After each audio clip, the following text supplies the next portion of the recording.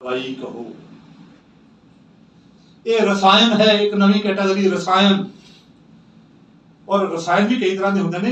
ये हाले तक का जानिया गया सर्व उच्च क्वालिटी का रसायन है। मैं हुणे दसांगा क्यों है ये सब। इनू हमेशा रसायन कहना, ठीक है। जो आप लोगों को दिने, लोग पूछते हैं किन्नी तो लेने पेगा, इसका कोर्स की है, किन्नी तो लेना पेगा, इसका कोर्स की है, क्यों? क्योंकि असं दवाई बोलते हैं। फिर लोग पूछते साइड इफेक्ट की है, वो भी इस करके पूछते हैं क्योंकि असं इन्हू दवाई बोलते हैं। कुछ कहना? हाँ, एक सारा कई लोग कहते हैं कि ऑर्गेनिक है कि देसी है, वो ना की बात। ऑर्गेनिक यूएसडीए सर्टिफिकेट ऑर्गेनिक दिखा दिया करो, साडी डब्बी दे उत्ते ना है, डब्बी उत्ते मोहर लगी हुई है यूएसडीए ऑर्गेनिक, ये देसी नहीं ऑर्गेनिक। अच्छा, मैं गल कर रहा सी, इनू फूड सप्लीमेंट नहीं बोलना, इनू दवाई नहीं बोलना, इनू रसायन बोलना है, रसायन। और रसायन दे विचों भी उच्च कोटि का, इस तो ऊपर का रसायन हाले तक साइंस नू पता नहीं है, आयुर्वेदिक साइंस नू भी पता नहीं है। इस तो ऊपर रसायन, इस तो ऊपर का रसायन तो सिर्फ देवी देवताओं वास्ते सीगा, जिन्हों सोमरस बोलते हैं। सोमरस शराब नहीं सी, ये लिखा करो, ये साडे शास्त्रां नू, साडे ज्ञान नू दा मजाक बनाने वालियां ने सोमरस नू शराब किया सी। होया कि जदों देवी देवतावां दा आपस राक्षसां नाल झगड़ा होया सी, सतयुग दी गल है, उदों देवी देवता जी ब्रह्मा जी को गए सी कि साडा असीं राक्षस आके कमजोर पै रहे हैं। उदों फिर समुद्र मंथन की गल हुई सी, समुद्र मंथन च विष निकलिया सी, अमृत निकलिया सी, वो सारी घाट कथा है। वो जिहड़ा अमृत निकलिया सी ना, उस अमृत का पान करके ही देवी देवता सुंदर, बलवान, निरोगी, लंबी आयु भोगण वाले, हर रस जीवन का लैण दे काबिल बन गए सी, बुद्धिमान बन गए सी, ते राक्षसां नूं हरा के राज कर रहे सी। देवी देवता जदों ये सारा कुछ उन्होंने अचीव कर लिया, ब्रह्मा जी को दोबारा गए कि एक बार तो तुसीं सानूं देता, ठीक है, मुड़ के दोबारा लोड़ पैगी तो कित्थों लवांगे। फिर ब्रह्मा जी ने, वो श्लोक जिहड़ा मेरे कोल है साडे शास्त्रां च, ब्रह्मा जी ने ये कहा कि सोमा लाइक प्लांट्स दे विच चंद्रमा दे जरिए ਇਹ वाला अमृत बचा होया हमेशा नहीं पान का इंतजाम कर दिता गया है। और ये जानकारी तुसी राक्षसां तक नहीं पहुंचानी, उन्होंने पता नहीं लगन देना। सो देवी देवता सोमा प्लांट्स नूं लभ के उन्हां दा अर्घ बना के सवेरे शाम रोजाना पींदे सी। ओही इंतजाम जिहड़ा देवी देवतावां वास्ते कीता गया सी, ओही इंतजाम सोमा प्लांट्स की तरह एक खुंबा विच कीता गया, और वो कीता गया मनुख वास्ते, वही अमृत पाया गया। सो इहदा लैवल और इहदी कैटेगरी समझो। आयुर्वेद दे विच सब तो उच्च कोटि का रसायन है, उन्होंने निर्वृत्त संतापीय रसायन किया है। निर्वृत्त संतापीय मतलब शारीरिक और मानसिक समस्त दुखों तो निर्वृत्त करने वाला।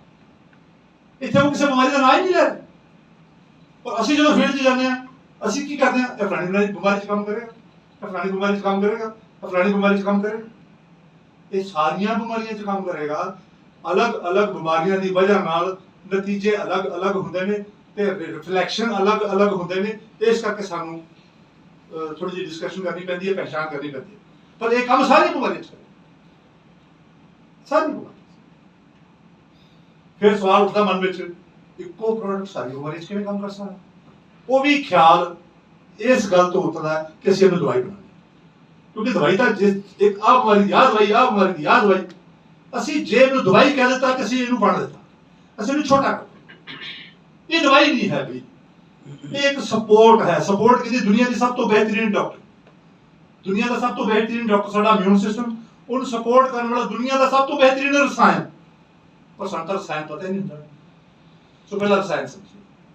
रसायन लफ्ज बने दो वर्ड्स, रस, आयान। रस का आयान करने वाला प्रोडक्ट जो होता है वो रसायन होता है। हुण रस की होता है? रस बनता भोजन, असं जो भी भोजन खाने उहदा पेट च जाके रस बनता, जिहड़ा साडा पाचन तंत्र है उहनूं असीं रस तंत्र भी कहते हैं। रस तंत्र जिहड़ा वो रस बनांदा, रस तो अगे रक्त बनता, जिहड़ा रस तो रक्त बनाने वाला तंत्र है वो रक्त तंत्र है। रक्त तो अगे मास बनता, मसल्स, ठीक है, अंग सारे उत्तों बनते हैं, नवें रीजनरेशन होती है। ਉਹਨੂੰ ਆਪਾਂ ਮਾਸ ਤੰਤਰ ਕਹਿੰਦੇ ਨੇ, ਬਣਾਉਣ ਵਾਲਾ ਜਿਹੜਾ ਪ੍ਰੋਸੈਸ ਹੈ। ਮਾਸ ਤੰਤਰ ਤੋਂ ਅੱਗੇ ਬਣਦਾ ਮੇਧਾ ਤੰਤਰ। ਮੇਧਾ ਤੰਤਰ ਮਤਲਬ ਜਿਹੜਾ ਮਾਸ ਬਣਿਆ ਉਸ ਮਾਸ ਦੀਆਂ ਸਿਕ੍ਰੀਸ਼ਨਸ, ਮਾਸ ਵੀ ਕੁਝ ਬਣਾ ਕੇ ਅੱਗੇ ਦਿੰਦਾ ਨਾ ਬੋਡੀ ਨੂੰ, ਜਿੱਦਾਂ ਸਾਰੀਆਂ ਗਲੈਂਡਸ ਸਾਡੀਆਂ, ਸਾਡਾ ਲਿਵਰ ਵੀ ਮੇਧਾ ਤੰਤਰ ਦਾ ਮਾਸਟਰ ਹੈ, ਕਿਡਨੀ ਵੀ ਮੇਧਾ ਤੰਤਰ ਦਾ ਹਿੱਸਾ ਹੈ, ਠੀਕ ਹੈ। ਸਾਡੇ ਪੈਨਕ੍ਰੀਆ ਵੀ ਮੇਧਾ ਤੰਤਰ ਹੈ, ਜਿਹੜੀ ਸਾਡੀ ਥਾਇਰਾਇਡ ਹੈ ਇਹ ਵੀ ਮੇਧਾ ਤੰਤਰ ਹੈ। ਸਾਡੀਆਂ ਗਲੈਂਡਸ, ਗ੍ਰੰਥੀਆਂ, ਸਾਡੇ ਬ੍ਰੇਨ ਦੇ ਵਿੱਚ ਬਹੁਤ ਸਾਰੀਆਂ ਗ੍ਰੰਥੀਆਂ ਨੇ ਜਿਹੜੀਆਂ ਕਿ ਅਲੱਗ-ਅਲੱਗ ਤਰ੍ਹਾਂ ਦੇ ਹਾਰਮੋਨਸ ਪੇਟ ਵੱਲੋਂ ਦਿੱਤੇ ਹੋਏ ਨਿਊਟ੍ਰੀਸ਼ਨ ਤੋਂ ਬਣਾਉਂਦੀਆਂ ਨੇ। ਜਿਹੜੀ ਮਾਸ ਦੀ ਸਿਕ੍ਰੀਸ਼ਨ ਹੈ ਉਹਨੂੰ ਮੇਧਾ ਤੰਤਰ ਕਹਿੰਦਾ ਹੈ। ਉਹੀ ਸਿਕ੍ਰੀਸ਼ਨ ਦੇ ਨਾਲ, ਉਹਨਾਂ ਦੀ ਸਹਾਇਤਾ ਦੇ ਨਾਲ ਸਾਡੀਆਂ ਹੱਡੀਆਂ ਬਣਦੀਆਂ, ਉਹਨੂੰ ਅਸਥੀ ਤੰਤਰ ਕਹਿੰਦੇ ਨੇ। ਉਸੇ ਅਸਥੀ ਤੰਤਰ ਤੋਂ ਸਾਡਾ ਬੋਨ ਮੈਰੋ, ਸਾਡਾ ਬੋਨ ਮੈਰੋ ਹੱਡੀਆਂ ਦੇ ਅੰਦਰ ਹੁੰਦਾ, ਮੱਝਾ ਜਿਹਨੂੰ ਕਹਿੰਦੇ ਆ। ਉਹ ਕਿੱਥੋਂ ਬਣਦਾ? ਹੱਡੀਆਂ ਤੋਂ ਬਣਦਾ। ਬਾਹਰੋਂ ਹੱਡੀ ਜੁੜਦੀ ਜਾਂਦੀ ਹੈ, ਅੰਦਰੋਂ ਹੱਡੀ ਬੋਨ ਮੈਰੋ ਬਣਦੀ ਜਾਂਦੀ ਹੈ। ਵੈਰੀ ਗੁੱਡ, ਗੱਲ ਨੂੰ ਸਮਝੋ। ਯੈਸ। ਹੁਣ ਉਹ ਬੋਨ ਮੈਰੋ ਜਿਹੜਾ ਹੈ, ਉਹ ਉਸੇ ਬੋਨ ਮੈਰੋ ਦੀ ਸਭ ਤੋਂ ਇੰਪੋਰਟੈਂਟ ਸਾਡੇ ਸਰੀਰ ਵਿੱਚ ਜਿਹੜਾ ਪਾਰਟ ਹੁੰਦਾ ਉਹ ਬੋਨ ਮੈਰੋ ਹੈ, ਰਾਈਟ। ਉਸੇ ਬੋਨ ਮੈਰੋ ਤੋਂ ਅਗਲੀਆਂ ਚੀਜ਼ਾਂ ਬਣਦੀਆਂ। ਸਾਡੇ ਜੀਨ, ਜੀਨੋਮਸ, ਡੀਐਨਏ ਸਭ ਬੋਨ ਮੈਰੋ ਤੋਂ ਬਣਦੇ। ਪੁਰਸ਼ਾਂ 'ਚ ਸਪਰਮ ਬਣਦੇ ਨੇ ਬੋਨ ਮੈਰੋ ਤੋਂ, ਔਰਤਾਂ 'ਚ ਐਗ ਬਣਦੇ ਨੇ ਬੋਨ ਮੈਰੋ ਤੋਂ। ਸਾਡਾ ਸਟੈਮ ਸੈਲਸ ਜਿਨ੍ਹਾਂ ਨੇ ਰੀਜਨਰੇਸ਼ਨ ਕਰਨੀ ਹੁੰਦੀ ਹੈ ਉਹ ਵੀ ਬੋਨ ਮੈਰੋ 'ਚ ਬਣਦੇ ਨੇ। ਸਾਡੀ ਇਮਿਊਨਿਟੀ ਦੀਆਂ ਜਿਹੜੀਆਂ ਤਿੰਨੇ ਸੇਨਾਵਾਂ ਜਿਨ੍ਹਾਂ ਦੀ ਮੈਂ ਗੱਲ ਕੀਤੀ ਹੈ, ਪਛਾਣਨ ਵਾਲੇ, ਘੇਰਾ ਪਾਉਣ ਵਾਲੇ ਤੇ ਪ੍ਰੋਸੈਸ ਕਰਕੇ ਸਰੀਰ ਚੋਂ ਬਾਹਰ ਕੱਢਣ ਵਾਲੇ, ਸਾਰੇ ਸੈੱਲਾਂ ਦਾ ਜਨਮ ਬੋਨ ਮੈਰੋ 'ਚ ਹੁੰਦਾ। ਪਰ ਰਸਾਇਣ ਦਾ ਮਤਲਬ ਸਮਝੋ, ਬੋਨ ਮੈਰੋ 'ਚ ਉਹਨਾਂ ਦਾ ਜਨਮ ਹੁੰਦਾ। ਬੋਨ ਮੈਰੋ 'ਚੋਂ ਹੀ ਉਹਨਾਂ ਦੀ ਡਿਪਲੋਇਮੈਂਟ, ਟ੍ਰੇਨਿੰਗ, ਡਿਵੈਲਪਮੈਂਟ, ਮੈਚੁਰੇਸ਼ਨ, ਐਡੇ ਵੱਡਾ ਨਹੀਂ ਬੋਲਿਆ ਨਾ, ਇਹ ਪੜ੍ਹ ਲਓ ਆਪਣੇ ਪੱਲੇ। ਬੋਨ ਮੈਰੋ 'ਚ ਹੀ ਡਿਪਲੋਇਮੈਂਟ, ਸੈਨਿਕ ਦੀ ਡਿਪਲੋਇਮੈਂਟ ਹੁੰਦੀ ਨਾ, ਡਿਊਟੀ ਬੰਦੀ ਉੱਥੇ ਚੱਲਦਾ ਵੇ, ਤੂੰ ਉੱਥੇ ਜਾਣਾ ਵੀ, ਤੂੰ ਉੱਥੇ ਜਾਣਾ ਵੀ। ਟ੍ਰੇਨਿੰਗ ਉਹਦੀ ਬਿਲਡਅਪ ਕਰਨਾ, ਉਹਨੂੰ ਮੈਚੁਰ ਕਰਨਾ, ਸੈਨਿਕ ਦੀ ਟ੍ਰੇਨਿੰਗ ਹੁੰਦੀ ਹੈ ਨਾ, ਇਹ ਸਾਰਾ ਬੋਨ ਮੈਰੋ 'ਚ ਹੁੰਦਾ। ਸੋ ਇਮਿਊਨਿਟੀ ਦੀ ਬੋਨ। ਹੁਣ ਬੋਨ ਮੈਰੋ ਕਿੱਥੋਂ ਬਣਿਆ? ਰਸ ਤੋਂ। ਰਸ ਦੇ ਸਾਰੇ ਚੈਨਲ ਸੀ ਨਾ, ਸਾਰੇ ਤੰਤਰ ਸੀ, ਰਾਈਟ। ਹੁਣ ਰਸਾਇਣ ਜਿਹਨੂੰ ਕਿਹਾ ਗਿਆ ਹੈ, ਰਸਾਇਣ ਇੱਕ ਐਸਾ ਪ੍ਰੋਡਕਟ ਹੈ ਜਿਹੜਾ ਰਸ, ਰਕਤ, ਮਾਸ, ਮੇਦ, ਅਸਥੀ, ਮज्जा ਔਰ ਉਸ ਤੋਂ ਅੱਗੇ ਬਣਨ ਵਾਲੇ ਸਾਰੇ ਜਿੰਨੇ ਵੀ ਸਾਡੇ ਬਾਡੀ ਦੇ ਕਨਸੈਪਟ ਹੈ, ਉਹਨਾਂ ਨੂੰ ਬਣਾਉਣ ਵਾਲੇ ਜਿਹੜੇ ਤੰਤਰ ਨੇ, ਉਹਨਾਂ ਨੂੰ ਸ਼ੁੱਧ ਕਰਨਾ, ਉਹਨਾਂ ਨੂੰ ਸਿੱਧ ਕਰਨਾ ਤੇ ਉਹਨਾਂ ਨੂੰ ਜਾਗਰਿਤ ਕਰਕੇ ਕੰਮ ਤੇ ਸੁਚਾਰੂ ਲਗਾਉਣ ਵਾਲਾ ਪ੍ਰੋਡਕਟ ਜਿਹੜਾ ਹੈ ਉਸ ਨੂੰ ਰਸਾਇਣ ਕਿਹਾ ਗਿਆ ਹੈ।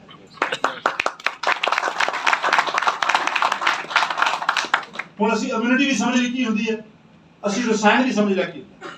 ਹੁਣ ਅਸੀਂ ਇਮਿਊਨਿਟੀ ਤੇ ਰਸਾਇਣ ਦਾ ਕਨੈਕਸ਼ਨ ਵੀ ਸਮਝ ਗਏ ਨਾ, ਕਿ ਬੋਨ ਮੈਰੋ ਤੱਕ ਅਗਰ ਰਸਤੇ ਦਾ ਕੋਈ ਵੀ ਤੰਤਰ ਵਿਗੜਿਆ ਹੋਇਆ, ਕਿਸੇ ਦਾ ਅਸਥੀ ਤੰਤਰ ਵਿਗੜਿਆ, ਹੱਡੀਆਂ ਦੀਆਂ ਬਿਮਾਰੀਆਂ ਲੱਗ ਗਈਆਂ, ਕਿਸੇ ਦਾ ਮੇਧਾ ਤੰਤਰ ਵਿਗੜਿਆ ਹੋਇਆ, ਉਹਨੂੰ ਗਲੈਂਡਸ ਦੀਆਂ ਬਿਮਾਰੀਆਂ ਲੱਗ ਗਈਆਂ, ਠੀਕ ਹੈ, ਕਿਸੇ ਦਾ ਰਸ ਤੰਤਰ ਵਿਗੜਿਆ ਹੋਇਆ। ਹੁਣ ਇਹ ਸਾਰਾ ਕੁਝ ਵਿਗੜਦਾ ਕਿਉਂ? ਵਿਗੜਦਾ ਕਿਉਂ? ਸਾਡੇ ਸਾਰਿਆਂ ਦੇ ਸਰੀਰ 'ਚ ਤੇਜ਼ਾਬ ਬਣਦਾ, ਸਮਝਣਾ ਹੈ, ਬਹੁਤ ਜ਼ਰੂਰੀ ਹੈ ਇਹ ਸਮਝਣਾ। ਐਸਿਡ ਥਿਊਰੀ ਆਫ ਡਿਜ਼ੀਜ਼ ਸਮਝਣੀ ਬਹੁਤ ਜ਼ਿਆਦਾ ਜ਼ਰੂਰੀ ਹੈ, ਬਹੁਤ ਆਸਾਨ ਹੈ, ਕੋਈ ਔਖਾ ਵੀ ਨਹੀਂ ਹੈ। ਸਾਡੇ ਸਾਰਿਆਂ ਦੇ ਪੇਟ 'ਚ ਤੇਜ਼ਾਬ ਬਣਦਾ, ਤੇਜ਼ਾਬ ਬਣਨਾ ਵੀ ਚਾਹੀਦਾ ਹੈ। ਬਿਨਾਂ ਤੇਜ਼ਾਬ ਤੋਂ ਖਾਣਾ ਡਾਈਜੈਸਟ ਨਹੀਂ ਹੁੰਦਾ। ਤੇਜ਼ਾਬ ਦਾ ਕੰਮ ਹੈ ਖਾਣੇ ਨੂੰ ਬ੍ਰੇਕ ਡਾਊਨ ਕਰਨਾ। ਔਰ ਤੁਸੀਂ ਦੇਖੋ ਉਸ ਸਿਰਜਣਹਾਰ ਨੇ ਕਿਤਨੀ ਸ਼ਾਨਦਾਰ ਵਿਵਸਥਾ ਰੱਖੀ ਸਾਡੇ ਸਰੀਰ ਦੇ ਅੰਦਰ। ਐਸਾ ਤੇਜ਼ਾਬ ਜਿਹੜਾ ਅਗਰ ਇੱਕ ਬੂੰਦ ਇਕੱਠੀ ਹੋ ਜਾਏ ਪੇਟ ਦੇ ਵਿੱਚ, ਉਹਨੂੰ ਵੀ ਬਾਹਰ ਕੱਢ ਕੇ ਜਿਵੇਂ ਟੇਬਲ ਤੇ ਪਾ ਦਿਆਂ ਤੇ ਟੇਬਲ 'ਚ ਛੇਦ ਕਰਕੇ ਥੱਲੇ ਨਿਕਲ ਜਾਊਗਾ। ਇਤਨਾ ਖਤਰਨਾਕ ਤੇਜ਼ਾਬ ਸਾਡੇ ਸਰੀਰ 'ਚ ਬਣਦਾ ਹੈ, ਪਰ ਉਹ ਸਾਡੇ ਸਰੀਰ 'ਚ ਅਗਰ ਕੰਟਰੋਲ 'ਚ ਰਹੇ ਤਾਂ ਨੁਕਸਾਨ ਨਹੀਂ ਕਰ ਸਕਦਾ। ਐਸੀ ਵਿਵਸਥਾ ਬਣਾਈ ਹੋਈ ਹੈ, ਉਸ ਵਿਵਸਥਾ ਨੂੰ ਸਮਝੋ। ਤੇਜ਼ਾਬ ਬਣਾਉਣ ਵਾਲੀ ਮਸ਼ੀਨਰੀ ਜਿਹੜੀ ਸਾਡੇ ਸੈੱਲ ਨੇ ਸਰੀਰ ਦੇ, ਉਹ ਤੇਜ਼ਾਬ ਰੈਡੀ ਨਹੀਂ ਰੱਖਦੇ, ਕਿਉਂਕਿ ਇਹ ਕਿਤੇ ਵੀ ਪਿਆ ਨਹੀਂ ਰਹਿ ਸਕਦਾ। ਜਿੱਥੇ ਪਿਆ ਰਹੂਗਾ ਉੱਥੇ ਡੈਮੇਜ ਕਰੂਗਾ। ਤੇਜ਼ਾਬ ਬਣਾਉਣ ਵਾਲੇ ਸੈੱਲ ਰॉ ਮਟੀਰੀਅਲ ਰੈਡੀ ਰੱਖਦੇ ਨੇ, ਪਰ ਤੇਜ਼ਾਬ ਰੈਡੀ ਨਹੀਂ ਰੱਖਦੇ। ਹੁਣ ਇਹ ਤੇਜ਼ਾਬ ਬਣਾਉਣ ਵਾਲੇ ਸੈੱਲ ਜਿਹੜੇ ਆ, ਇਹ ਸੈਂਸਰ ਆਪਰੇਟਡ ਹੁੰਦੇ ਨੇ। ਸੈਂਸਰ ਮਤਲਬ ਜਿੱਦਾਂ ਹੀ ਪੇਟ 'ਚ ਭੋਜਨ ਆਇਆ, ਸੈਂਸਰ ਸਵਿਚ ਔਨ, ਤੇਜ਼ਾਬ ਬਣਨਾ ਸ਼ੁਰੂ, ਔਰ ਬਣਿਆ ਹੋਇਆ ਤੇਜ਼ਾਬ ਇੱਕ ਪੰਪ ਦੀ ਸਹਾਇਤਾ ਨਾਲ ਫੁਹਾਰੇ ਵਾਂਗੂ ਨੀਚੇ ਭੋਜਨ ਹਿੱਲ ਰਿਹਾ ਹੁੰਦਾ, ਉਹਦੇ ਤੇ ਗਿਰਦਾ। ਨਮਕ ਦੇ ਦਾਣੇ ਵਾਂਗੂ ਫੁਹਾਰਾ ਭੋਜਨ ਤੇ ਗਿਰਿਆ, ਭੋਜਨ ਹਿੱਲ ਰਿਹਾ ਥੱਲੇ, ਭੋਜਨ ਦੀ ਪੇਸਟ ਬਣ ਜਾਂਦੀ। ਜਦੋਂ ਭੋਜਨ ਦੀ ਪੇਸਟ ਬਣ ਗਈ, ਸੈਂਸਰ ਸਵਿਚ ਆਫ, ਪੇਸਟ ਜਿਹੜੀ ਆ ਉਹ ਮੈਦੇ ਨੂੰ ਖਾਲੀ ਕਰਕੇ ਆਂਤੜੀਆਂ 'ਚ ਚਲੀ ਜਾਂਦੀ ਹੈ। ਮੈਦਾ ਖਾਲੀ ਹੁੰਦੇ ਹੀ ਸੈਂਸਰ ਸਵਿਚ ਆਫ ਹੋ ਜਾਂਦਾ। ਹੁਣ ਇਹ ਤਾਂ ਗੱਲ ਮੈਂ ਕੀਤੀ ਹੈਲਦੀ ਬੰਦੇ ਦੀ, ਪਰ ਜੇ ਸਾਡੇ ਖਾਣ ਪਾਣ ਦੇ ਵਿੱਚ, ਸਾਡੀ ਲਾਈਫ ਸਟਾਈਲ ਦੇ ਵਿੱਚ ਟੌਕਸਿਸਿਟੀ ਜ਼ਿਆਦਾ ਹੈ, ਵਿਸ਼ੈਲਾਪਨ ਜ਼ਿਆਦਾ ਹੈ, ਫਿਰ ਕੀ ਹੋਏਗਾ? ਜਦੋਂ ਟੌਕਸਿਸਿਟੀ ਜ਼ਿਆਦਾ ਵੱਧਦੀ ਹੈ, ਮੈਦੇ ਦੀ ਅੰਦਰ ਦੀ ਲਾਈਨਿੰਗ ਜਿਹੜੀ ਉੱਤੇ ਸਿਕ੍ਰੀਸ਼ਨਸ ਹੁੰਦੀਆਂ ਉਹ ਗੰਦੀਆਂ ਹੋ ਜਾਂਦੀਆਂ। ਜਿਹੜੀ ਕੋਟਿੰਗ ਹੁੰਦੀ ਨਾ ਮੈਦੇ ਦੇ ਅੰਦਰਲੇ ਪਾਸੇ, ਗਲੂਕੋਜ਼ਾ ਹੁੰਦਾ, ਕੋਟਿੰਗ ਹੁੰਦੀ ਹੈ ਲੇਸ ਟਾਈਪ ਜਿਹੜੀ ਮੈਦੇ ਨੂੰ ਬਚਾਉਂਦੀ ਹੈ, ਉਹਦੇ ਵਿੱਚ ਗੰਦਗੀ ਚਲੀ, ਉਹ ਗੰਦਾ ਹੀ ਹੋ ਗਿਆ, ਕਿਉਂਕਿ ਸਾਡਾ ਖਾਣਾ ਪੀਣਾ ਗੰਦਾ। ਹੁਣ ਖਾਣੇ ਪੀਣੇ ਵਿੱਚ ਗੰਦ ਕੀ ਹੈ, ਕਿੱਥੋਂ ਆਉਂਦਾ, ਇਹ ਇੱਕ ਅਲੱਗ ਸਬਜੈਕਟ ਹੈ, ਔਰ ਅਸੀਂ ਸਾਰੇ ਜਾਣਦੇ ਖੇਤਾਂ ਵਿੱਚ ਫੂਡ ਦਾ ਕੀ ਹਾਲ ਹੈ, ਕਿੰਨੀਆਂ ਛਿੜਕਾਅ ਹੋ ਰਹੀਆਂ। ਅਗਰ ਕਿਸਾਨ ਨੂੰ ਪਤਾ ਇੱਕ ਸਾਲ ਦੇ ਵਿੱਚ, ਠੀਕ ਹੈ, ਉਹ ਕਿੰਨੀਆਂ ਕੁ ਛਿੜਕਾਅ ਜ਼ਮੀਨ ਤੇ ਹੋ ਰਹੇ ਨੇ, ਕਿੰਨੇ ਕੁ ਫਰਟੀਲਾਈਜ਼ਰ ਵਰਤੇ ਜਾ ਰਹੇ। ਹੁਣ ਕੁਝ ਜਾਗਰੂਕਤਾ ਪੈਦਾ ਹੋ ਰਹੀ, ਹਰ ਕਿਸਾਨ ਤੁਸੀਂ ਦੇਖੋ ਆਪਣੇ ਘਰ ਵਾਸਤੇ ਅਲੱਗ ਤੋਂ ਇੱਕ ਖਤਾ ਤਿਆਰ ਕਰਦਾ ਜਿਹਦੇ ਵਿੱਚ ਛਿੜਕਾਅ ਕੋਈ ਨਹੀਂ ਕਰਦਾ। ਪਰ ਕਿਆ ਬਾਕੀ ਸਾਡੇ ਜਿਹੜੇ ਬਾਕੀ ਦੁਨੀਆ ਦੇ ਜੀਵ ਜਿਨ੍ਹਾਂ ਨੂੰ ਅਸੀਂ ਇਹ ਬਣਾ ਕੇ ਉਗਾ ਕੇ ਦਿੰਦੇ ਆ, ਉਹ ਸਾਡੇ ਸਗੇ ਸੰਬੰਧੀ ਨਹੀਂ? ਚਲੋ ਇਸ ਵਿਸ਼ੇ ਤੇ ਆਪਾਂ ਨਹੀਂ ਗੱਲ ਕਰਨੀ, ਮੈਂ ਗੱਲ ਕਰਦਾ ਉਹ ਜਿਹੜੀਆਂ ਗੰਦਗੀਆਂ ਸਾਡੇ ਸਰੀਰ ਵਿੱਚ ਆ ਜਾਂਦੀਆਂ, ਉਹ ਗੰਦਗੀਆਂ ਜਦੋਂ ਸਾਡੇ ਮੈਦੇ ਦੇ ਅੰਦਰਲੇ ਪਾਸੇ ਗੰਦਗੀ ਨੂੰ ਜਿਹੜੀ ਗਲੂਕੋਜ਼ਾ ਹੈ, ਜਿਹੜੀ ਲਾਈਨਿੰਗ ਹੈ, ਸੈੱਲ ਨੇ ਉਹੀ ਗੰਦੇ ਕਰ ਦਿੱਤੇ। ਉਹ ਗੰਦਗੀ ਐਸਿਡ ਬਣਾਉਣ ਵਾਲੀ ਮਸ਼ੀਨਰੀ ਨੂੰ ਭੁਲੇਖਾ ਪਾ ਦਿੰਦੀ। ਐਸਿਡ ਬਣਾਉਣ ਵਾਲੀ ਮਸ਼ੀਨਰੀ ਨੂੰ ਲਗਾਤਾਰ ਮੈਸੇਜ ਜਾਂਦਾ ਕਿ ਇੱਥੇ ਕੁਝ ਪਿਆ ਹੋਇਆ, ਐਸਿਡ ਬਣਾਈ ਜਾਓ। ਪੇਟ ਖਾਲੀ ਹੋ ਗਿਆ ਪਰ ਉਹ ਗੰਦਗੀ ਚਿਪਕੀ ਹੋਈ ਹੈ, ਉਹ ਗੰਦਗੀ ਕਰਕੇ ਮੈਸੇਜ ਜਾਂਦਾ ਐਸਿਡ ਬਣਾਈ ਜਾਓ। ਉਹ ਜਿਹੜਾ ਬਣਿਆ ਐਸਿਡ ਹੈ, ਉਹ ਜਦੋਂ ਉਸ ਮਿਊਕੋਜ਼ਾ ਤੇ ਗਿਰਦਾ, ਗੰਦਗੀ ਨਾਲ ਮਿਲਦਾ, ਐਸਿਡ ਤੇ ਗੰਦਗੀ ਰਲ ਕੇ ਕੀ ਬਣ ਗਿਆ? ਐਸਿਡਿਕ ਗੰਦਗੀ, ਤੇਜ਼ਾਬੀ ਰਾਖ, ਡੈਮੇਜ ਕਰਨ ਵਾਲੀ ਤੇਜ਼ਾਬੀ ਰਾਖ। ਪਹਿਲਾਂ ਉਹ ਪੇਟ ਦਾ ਡੈਮੇਜ ਕਰੇਗੀ, ਫਿਰ ਆਂਤੜੀਆਂ ਦਾ ਡੈਮੇਜ ਕਰੇਗੀ, ਉੱਥੋਂ ਨਿਕਲ ਕੇ ਖੂਨ 'ਚ ਚਲੀ ਜਾਏਗੀ, ਫਿਰ ਖੂਨ ਦੇ ਵਿੱਚ ਆ ਰਹੀ ਖੁਰਾਕ ਦਾ ਡੈਮੇਜ ਕਰੇਗੀ, ਔਰ ਉਹੀ ਤੇਜ਼ਾਬੀ ਗੰਦਗੀ ਰਾਖ ਜਿਹੜੀ ਕੀ ਕਰੇ